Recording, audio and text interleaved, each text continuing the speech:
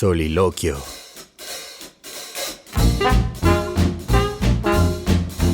Buen día, planeta Tierra. Daniel Rosas de este lado. Caballeros, ¿no les parece extraño cuando una mujer les llama persona con pene?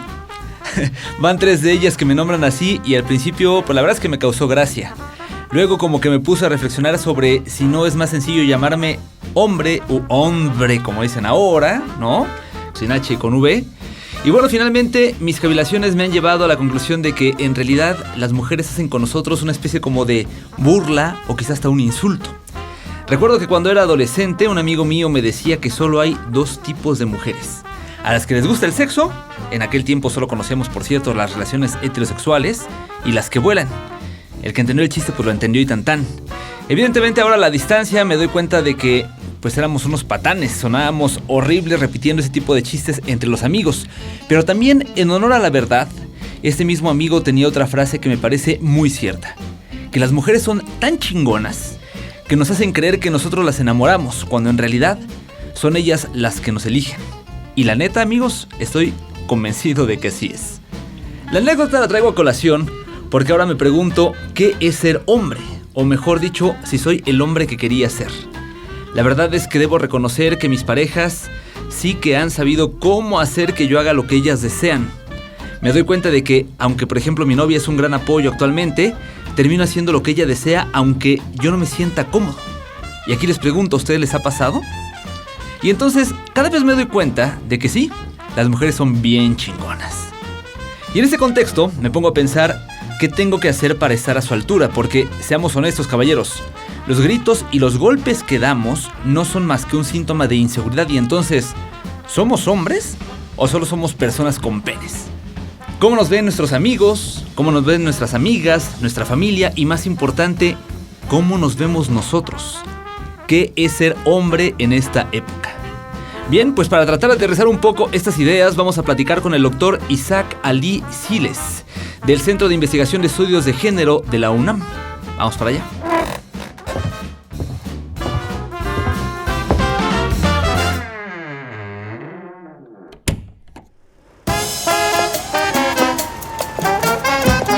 Audiocentro presenta.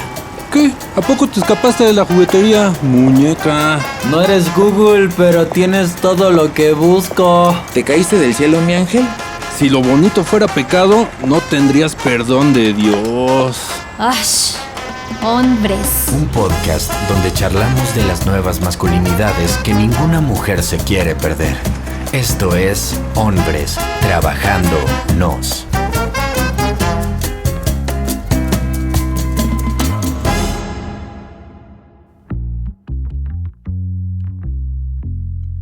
Bueno, nos encontramos en este momento con el doctor Isaac Ali Siles. Pues el tema tiene que ver con este asunto de ser hombres. Estamos en las inmediaciones, digamos, del Día Internacional del Hombre. Y lo que yo quiero preguntarle de entrada, doctor, es lo siguiente.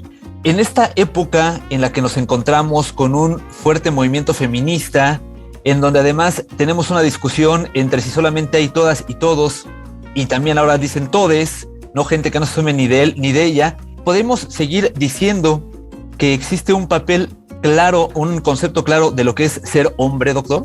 Bueno, esa es una buena pregunta porque estamos asumiendo que alguna vez hubo algo claro que era ser hombre, digamos, que el ser hombre tenía un significado transparente y único, digamos. Creo que desde ahí empezamos un poco con un error porque no es tan así, o sea, hay diferentes maneras de ser hombre. De hecho, yo que estudio masculinidad o masculinidades, de hecho la idea es decir masculinidades en plural, precisamente tiene que ver con eso, con la idea de que no hay una sola manera de ser hombre, sino hay muchas maneras de ser hombre, que tienen que ver con dónde nacimos, dónde crecemos, cómo nos entendemos en otros sentidos también, ¿no? Digamos, por ejemplo, en la clase de la que procedemos, si pertenecemos a algún grupo étnico, por ejemplo, o estamos identificados con alguna cuestión racial, etc. Entonces, de entrada, la idea de ser hombre, la experiencia de ser hombre, pues es muy variada, ¿no? Y es múltiple. Entonces, desde un principio a lo mejor valdría la pena ir cuestionando si es que existía una sola manera de ser hombre. Ahora, frente a este panorama del que tú hablabas, ¿no? Como un poco el que estamos viviendo hoy día, donde pues hay un cuestionamiento de la idea de hombre y mujer, así dicotómica, digamos, o binaria, de la que hemos dado por hecho, digamos, en muchos sentidos, se vuelve todavía más importante, como voltear a esa multiplicidad y a esa multidimensionalidad del ser hombre y a esa variedad del ser hombre. De manera que podemos pensar en hombres de diferentes maneras, ¿no? O sea, hombres jóvenes, hombres mayores, hombres trabajadores, hombres empresarios, etcétera, hombres atletas. Hay muchísimas como diferentes maneras, insisto, hombres religiosos, etcétera, ¿no? Entonces, es difícil encontrar una única forma de ser hombre. Y hoy en día, pues creo que eso queda todavía más patente con esto que estás diciendo, ¿no? Como con estas nuevas identidades de género, incluso con el cuestionamiento o los cuestionamientos que vienen desde la movilización feminista, por ejemplo, sobre las maneras que entenderíamos aquí sí como tradicionales de ser hombre, tradicionales entre comillas, digamos, y cómo esas maneras tienen aspectos muy negativos, ¿no? Y cómo sería necesario, insisto, cuestionarlas, de alguna manera intentar superarlas por los problemas que causan, ¿no? Entonces, eso dirían de entrada, digamos, ¿no? Doctor, desde el punto de vista biológico, por ejemplo, ¿no? La fisionomía que tenemos, ¿podemos hacer una diferencia o podemos tener algo claro entonces de lo que es ser hombre? Y lo pregunto de manera directa. ¿Podemos considerar que toda la persona que tiene pene es hombre o hay hombres que no necesariamente necesitan tener pene para ser hombres? Bueno, ese es un muy buen punto. Yo diría que el ser hombre está mucho más en otros lugares que necesariamente en el cuerpo físico, digamos, ¿no? Por mucho tiempo hemos entendido eso, ¿no? Que cierta genitalidad ya nos da la característica de ser hombre o mujer. Pero si vamos, por ejemplo, más al detalle, nos daremos cuenta de que hay digamos, configuraciones físicas, arreglos físicos, biológicos incluso. Muchas veces se dice es que ciertas cosas no van muy bien porque no son naturales, ¿no? Y lo natural lo sabemos entender así como nacen las personas, ¿no? Pero incluso así hay personas que nacen, por ejemplo, con una genitalidad no del todo definida, lo que por mucho tiempo se conoció como personas hermafroditas, por ejemplo, que hoy conocemos como personas intersexuales, por ejemplo, que tienen una genitalidad que no es claramente definida de uno de los dos lados del espectro que tenemos bien claros, o al menos entendemos, ¿no? Y esa es una porción importante de la población, no es una porción menor, ¿no? Se suele decir, por ejemplo, que el porcentaje de la población mundial, por ejemplo, que es pelirroja, es de alrededor del 1%. Bueno, hoy sabemos que las personas que tienen esta característica de tener genitales hombre-mujer o masculino-femeninos en una sola corporalidad es mayor que la de la cantidad de personas pelirrojas en el mundo, por ejemplo. Ahí otra vez regresamos a la cuestión de solo estas dos opciones son viables o las otras opciones de manera natural también existen y son viables, ¿no? Entonces, eso por un lado. Pero por otro lado, sí digamos, el ser hombre tiene mucho más que ver con las cosas que hacemos o no hacemos de pronto que con nuestro cuerpo, digamos, ¿no? Por ejemplo, tú te acordarás hace algunos meses hubo un accidente muy grande en la autopista México-Cuernavaca con personas conduciendo motocicletas a exceso de velocidad y varias de ellas perdieron la vida, varias de estas personas. Entre ellas había mujeres, pero curiosamente quienes iban manejando a exceso de velocidad eran los hombres. Y generalmente estas conductas de riesgo las tienen más personas que conocemos o consideramos o identificamos como hombres, ¿no? Hay una serie de otras cosas también. Por ejemplo, la cantidad de personas, se suele decir, que mueren en accidentes automovilísticos, en su mayoría son hombres, o que mueren en peleas donde hay involucradas armas, ya sean de fuego o armas blancas, son también hombres, ¿no? O incluso en el crimen organizado participan más hombres. Por lo tanto, mueren muchos más hombres. Porque lo masculino, digamos, o la cosa de ser hombre, tiene mucho más que ver, insisto, con cosas que o se espera que hagamos o efectivamente hacemos, ¿no? Que son esto, tomar riesgos, demostrar constantemente que somos valientes, que somos hasta cierto punto, pues sí, digamos que no nos rajamos, como se dice coloquialmente, ¿no? Que le entramos a todo, que no nos estamos quejando, que aguantamos, ¿no? Aguantamos los golpes, aguantamos las enfermedades, incluso los síntomas negativos. Entonces, yo creo que el ser hombre tiene más que ver con esas actitudes, y así se entienden en muchos sentidos también. Y creo que eso es lo que hace a las personas identificarse como hombres mucho también, las cosas que hacen en este sentido. Efectivamente, creo que muchas de esas cosas que se hacen están relacionadas con la genitalidad, por ejemplo, con la habilidad, por ejemplo, entre los hombres, de obtener, por ejemplo, muchas parejas sexuales, ¿no?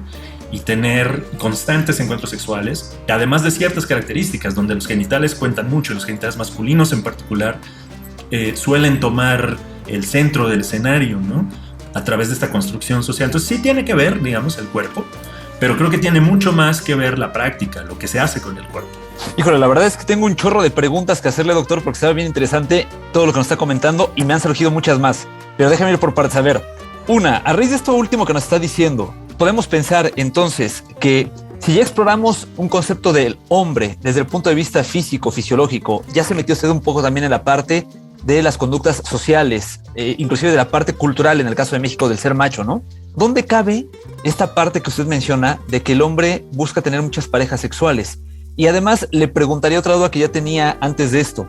¿Por qué a muchos hombres nos atraen, por ejemplo, las mujeres de o caderas grandes o de pechos grandes o las muy delgaditas? O sea, ¿qué es lo que nos hace definir nuestra atracción física hacia alguna mujer o en el caso de quienes sean o seamos homosexuales, ¿no? Que nos pueda atraer hacia ciertas características físicas también de los hombres? Bueno, pues son dos cosas, como dices. Lo primero, esta cuestión como de dónde cabe el mandato, así es como lo llamaría yo, un mandato, que es un mandato que se ha construido social e históricamente, ¿no? Es decir, a lo largo de los años y de manera colectiva se ha ido generando este mandato, ¿no? Y lo vamos aprendiendo pues de maneras cotidianas, lo aprendemos un poco en el hogar quizá, que es el primer espacio donde nos socializamos, donde aprendemos cosas, y luego también pues en la escuela, con los grupos, ¿no? Con los que compartimos, no sé, nuestros compañeros, nuestros amigos, de los medios de comunicación, ¿no? Hay una serie de lugares de donde sacamos estos mensajes, ¿no? Y los sacamos además, los aprendemos en formas como muy de código, ¿no? De código cultural, de, digamos, lo que dice la gente, ¿no? Así de, bueno, órale, ¿por qué no tienes novia todavía? ¿Qué, eres maricón o qué? ¿No? Por ejemplo. O ¿cuántas novias has tenido ya? ¿No? Yo me acuerdo de chico, me preguntaba una tía mía, siempre como, ¿cuántas novias tienes ya? ¿No? Como jugando, me lo decía jugando, ¿no? Sí. Pero, pues eso se va quedando ahí de alguna forma y va formando como esta idea de qué es lo que hacen los hombres. Pues una de las posibles respuestas es esa, tienen novias y tienen varias además, ¿no? Entonces, eso por un lado, digamos, ¿no? Sobre de dónde vienen estas ideas. Pues están ahí constantemente, estamos expuestos a ellas y las vamos escuchando y las vamos aprendiendo de diferentes formas. Y luego sobre esta otra cosa de el por qué, por ejemplo, nos sentimos atraídos hacia ciertas, digamos, formas. Yo creo que esto regreso al mismo punto de hace un rato, que es que por muchos años se ha querido, y todavía hay esfuerzos, ¿no? Por hacer esto, encontrar respuestas de eso en una especie de naturaleza, entre comillas, ¿no? De naturaleza biológica, como decías, una cosa quizá genética, se habla mucho sobre una cuestión evolutiva también, ¿no? Pues es que los hombres evolucionaron de cierta manera y tal, pero la verdad es que de eso tenemos poco más que especulaciones científicas, ¿no? No tenemos como evidencia tan contundente de que efectivamente sea así, ¿no? Lo que tenemos son interpretaciones que hacen personas también, muchas de ellas hombres además, curiosamente, de cómo esa evolución nos ha colocado en ciertos lugares. Es un poco como empezar de atrás para adelante, ver el comportamiento y entonces intentar explicarlo, ¿no? Así de, a los hombres les gusta tal o les gusta cual cosa, en términos sexuales, por ejemplo, se sienten atraídos hacia tal o cual cosa, y entonces hay que elaborar una explicación hacia atrás, ¿no? Pero, por ejemplo, es difícil establecer eso porque eso ha sido distinto a lo largo de los años, ¿no? O sea, a lo largo de la historia, quiero decir. Lo que a la gente le resulta atractivo y lo que a los hombres en particular les resulta atractivo ha variado históricamente, lo cual nos da mucha más indicación de que hay elementos culturales ahí involucrados y sociales, es decir, que son cosas que aprendemos también. Aprendemos qué nos debe gustar, aprendemos qué es atractivo en conjunto también, en colectividad, y a través de estos discursos o estos mensajes de los que hablaba yo hace un rato, ¿no? Yo aprendí, y creo que muchos de nosotros hemos aprendido, o nos enseñaron que, por ejemplo, nos atraen las mujeres de caderas grandes, que porque eso indicaba que serían mejores para traer hijos, ¿no? Que serían las mujeres de pechos grandes porque iban a amamantar más. Pero en esta actualidad en donde no sé si usted tenga el dato estadístico más claro que yo, pero a mí me parece que cuando menos hay más hombres que se asumen homosexuales. No sé si haya más homosexuales que antes, pero eso nos rompe el paradigma de que nos atraían las mujeres de caderas grandes. O sea, ahí ya se rompe todo esto y por eso me llama mucho la atención tratar de encontrar la explicación a esto. No, claro, ese es un muy buen punto porque, digamos, a lo mejor, como dices, estadísticamente hoy tenemos más hombres que a la pregunta expresa de cuál es su orientación sexual, por ejemplo, serían capaces de, digamos, autoidentificarse como homosexuales, por ejemplo. Y esto a lo mejor en otro momento de la historia hubiera sido diferente. Pero eso no quiere decir que no existieran conductas homosexuales como las entendemos hoy. Solamente eran asumidas de otra forma, eran vistas de otra forma, leídas de otra forma y presentadas de otra forma. Un ejemplo que suele surgir de manera clásica en estas discusiones es precisamente, hablando de clásicos, lo que ocurría en la sociedad griega clásica, digamos, antigua, ¿no? Donde los varones tenían una gran atracción y le daban una gran valía, un gran valor a las relaciones justo que hoy entenderíamos como relaciones homosexuales, es decir, a la atracción física y a la convivencia erótica, digamos, entre varones. Y esto pues está, digamos, plasmado en diferentes cosas, ¿no? En poesía de la época, en representaciones artísticas, etc. Los propios filósofos tan famosos que conocemos como Platón, Aristóteles, etc., pues está documentado, digamos, que ellos tenían este tipo de prácticas. Pero no es que ellos se identificaran como varones homosexuales, digamos, porque esa es una construcción un poco moderna, ¿no? Pero, digamos, otra vez, eso es una cosa como que hemos ido pensando históricamente y culturalmente hasta arribar a este punto, pero las conductas hayan estado siempre, digamos, de diferentes maneras, ¿no? A veces ocultas, ¿no? Como pasó también, por ejemplo, en la sociedad victoriana o en la sociedad porfiriana, ¿no? Por ejemplo, es muy famoso el caso del 71, ¿no? Que eran como, ocurrían de manera soterrada y estaban mucho más estigmatizadas y tal, pero de todas maneras estaban presentes. Entonces, efectivamente, eso, como dices tú muy bien, pues es en detrimento de estas argumentaciones como muy biologicistas y muy evolucionistas, ¿no? Que no es decir que no haya elementos biológicos o fisiológicos o anatómicos ahí involucrados otra vez, pero es difícil, lo que sí es difícil, creo, es tomar eso como la causa principal o única, ¿no? De por qué se dan este tipo de conductas. Doctor, en este panorama actual, además vemos algo muy interesante, la verdad, es interesantísimo desde mi punto de vista, además muy aplaudido, que es cada vez mujeres que luchan más por lograr una equidad, una igualdad, y también cada vez más hombres que están dispuestos a llevar a cabo labores que habitualmente son consideradas como de la mujer, la crianza de los hijos, el cuidado del hogar, ¿no? Todo ese tipo de cosas. Entonces, aquí para tratar de ponerlo en una encrucijada, doctor, le preguntaría, ¿quiere decir que las mujeres se están volviendo cada vez más hombres y los hombres nos estamos volviendo cada vez más mujeres? ¿O estoy diciendo una tontería absoluta? Bueno, es un muy buen punto a discutir, porque efectivamente, como dices, tenemos una idea, o ha habido una idea, por muchos años, de que ciertas actividades o ciertas tareas son más de carácter masculino y otras de más de carácter femenino. Y cuando nos ponemos a revisar por qué, digamos, de dónde viene esta división, nos vamos dando cuenta de que, por un lado, está basada en prejuicios directamente, digamos, que pensaban, bueno, las mujeres son mejores para, por ejemplo, para la crianza, porque puesto que ellas están involucradas de una manera muy particular en la gestación, por ejemplo, pues de ahí se sigue que ellas deberían seguir en los trabajos de crianza y cuidado de hijas e hijos, ¿no? Y los hombres, también se va creando esta imagen de, bueno, como ellos no están tan vinculados con el proceso gestante, digamos, pues más bien su labor está fuera del hogar, por ejemplo, ¿no? Pero eso es por un lado, digamos, esa como prejuicio, pero por el otro lado, pues también estas como ideas de qué le toca hacer a cada quien son funcionales a un modelo productivo específico, que es el modelo industrial. Entonces, en la era industrial, pues esto se vuelve, digamos, la regla, ¿no? La norma. Y otra vez, ¿no? Las ideas de tenemos que justificar esto de alguna manera porque nos resulta funcional, pues recurren a estas narrativas un poco como de, bueno, es que en la antigüedad, en la prehistoria incluso, los hombres eran los cazadores y las mujeres eran las que cuidaban de la tribu, qué sé yo, sin que esto en realidad pues haya mucho sustento. Digo, es prehistoria en muchos sentidos porque no hay registros escritos de eso, ¿no? Por eso se llama prehistoria y no historia. Entonces eso es difícil de establecer, son especulaciones una vez más, ¿no?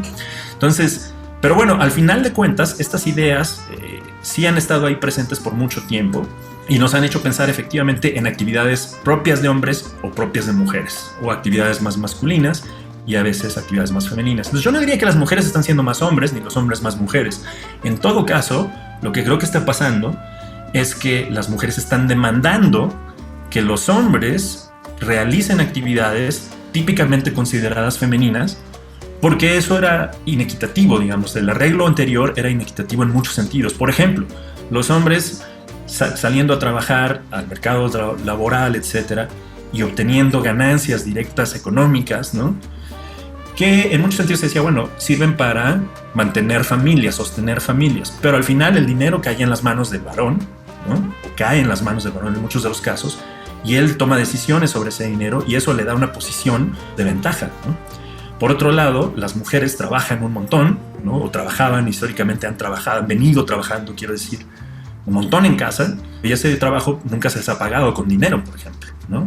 Y eso les pone en una posición, por un lado, de falta de reconocimiento a su trabajo y por otro también de vulnerabilidad, porque ellas no tienen acceso en muchos de los casos. Entonces, las mujeres al ir identificando estas, digamos, distribución inequitativa, lo que llama la teoría, por ejemplo, la división sexual del trabajo, han ido reclamando esto, ¿no? Y que la distribución de tareas sea cada vez más equitativa y más igualitaria.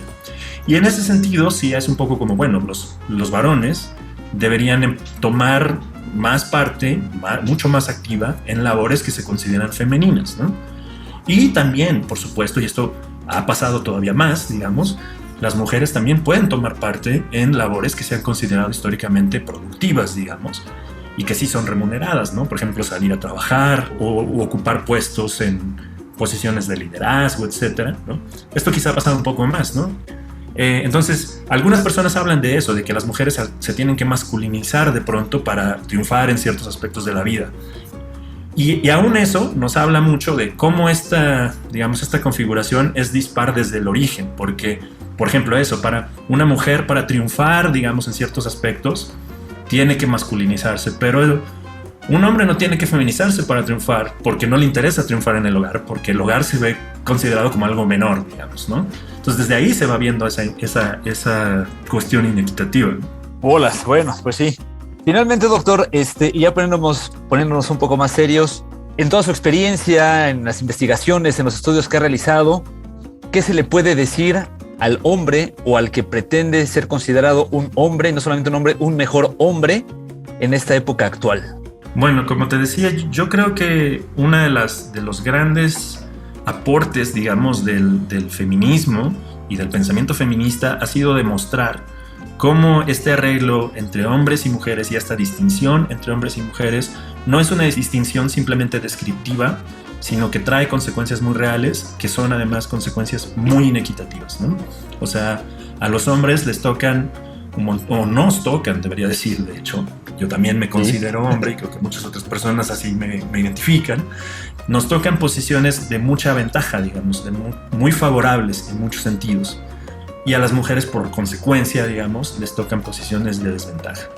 E incluso, aquí iría un poco más lejos, a muchos hombres les tocan posiciones de desventaja frente a otros hombres, ¿no? Como te decía, un poco dependiendo de la generación a la que pertenecen, el lugar en donde viven, el grupo social al que pertenecen, es decir, la clase social o su raza, su grupo étnico, etc. Ahí también hay una jerarquía entre hombres. Entonces, decía, el aporte más importante, creo, del feminismo, uno de los más importantes sin duda, es mostrar que esa división, esa organización por géneros es inequitativa en muchos sentidos y por lo tanto avanzar una agenda, pues, de igualdad. Así que creo que si uno está pensando en seguir siendo hombre, digamos, pero de mejor manera, lo primero que tendría que pensar es esto, como qué maneras podemos encontrar para hacer esa distribución mucho más igualitaria y mucho más equitativa. Y ahí hay un montón de cosas que se pueden hacer, ¿no? O sea, de entrada, por ejemplo, Uno de los reclamos del movimiento feminista es la violencia, por ejemplo, de la que las mujeres son objeto a manos de hombres, ¿no? Los hombres también, hay grupos de hombres, como te decía, que pues, sufren mucho de la violencia a manos de otros hombres. Entonces, por ejemplo, esa es una manera de desigualdad muy, muy clara, ¿no? Los hombres están ejerciendo violencia constantemente, ya sea que le toque a otros hombres sufrirla o a las mujeres. Las mujeres no tanto, aunque por supuesto que hay mujeres violentas y lo que sea, pero digamos en términos agregados, son las mujeres que sufren más de esa violencia. Entonces, habría que buscar maneras de que los hombres fuésemos menos violentos, por lo tanto violentáramos menos a las mujeres y a otros hombres. O la cuestión productiva otra vez, ¿no? O sea, ¿quién se está quedando con los beneficios del sistema de producción, ¿no? Incluso entre las personas más poderosas y ricas del mundo, ¿no? Ya ves que existen estas revistas, por ejemplo, que cada año publican una lista de personas multimillonarias, las más millonarias del mundo. Así es. Bueno, aún en esa lista, para encontrar a la primera mujer hay que bajar varios puestos, ¿no? Y de hecho son pocas las mujeres. Entonces también eso, la concentración del dinero, de la riqueza, está más en manos de hombres, ¿no? Entonces, por ejemplo, ahí hay otra posibilidad. Lo mismo en los puestos de de toma de decisiones, los puestos políticos y de poder. Hay más hombres todavía. Entonces, yo creo que la manera de ser un mejor hombre en términos generales es esa, ver qué maneras podemos incorporar a nuestra acción diaria, a nuestra manera diaria de actuar, que ayuden a ir paliando esa diferencia, ir emparejando el terreno y haciendo las sociedades en las que vivimos pues, cada vez más igualitarias entre hombres, mujeres y otras, como decías muy bien tú, identidades y subjetividades de género, ¿no? Es decir, hay personas que se consideran personas no binarias, ¿no?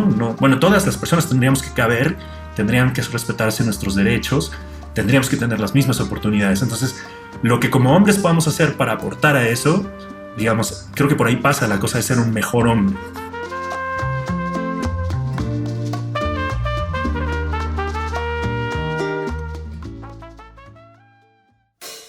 Coloquio. De acuerdo con el Censo de Población y Vivienda del 2020 que realizó el INEGI, el 48.8% de la población mexicana es masculina y el resto femenina. Falta ver, por supuesto, quiénes son gays o no binarios, quién se identifica de otra manera. En una encuesta del sitio estadounidense YouGov del 2016, se revela que solo el 28% de los hombres de entre 30 y 44 años y el 30% de los que tienen entre 18 y 29 años se catalogan como completamente masculino, a diferencia del 65% de los hombres de más de 65 años, que ahí sí, ellos sí dicen son muy macho. Queremos nuevamente agradecer al doctor Isaac Ali Siles del Centro de Investigación de Estudios de Género de la UNAM. Puedes seguirlo en Twitter como @AliSilesB, B de burro. Si quieres decirme qué es para ti ser hombre, puedes hacerlo también por Twitter. Mi cuenta es @DanielRosas_. Este podcast fue producido por Audiocentro, grabado por Ángel Hernández, editado por Juan Bernardo Cantú bajo la dirección general de Luisa Cantú y la producción ejecutiva de Javier Martret. Conducción Daniel Rosas y pues ya seamos feos, fuertes y formales para ser hombres. Chao.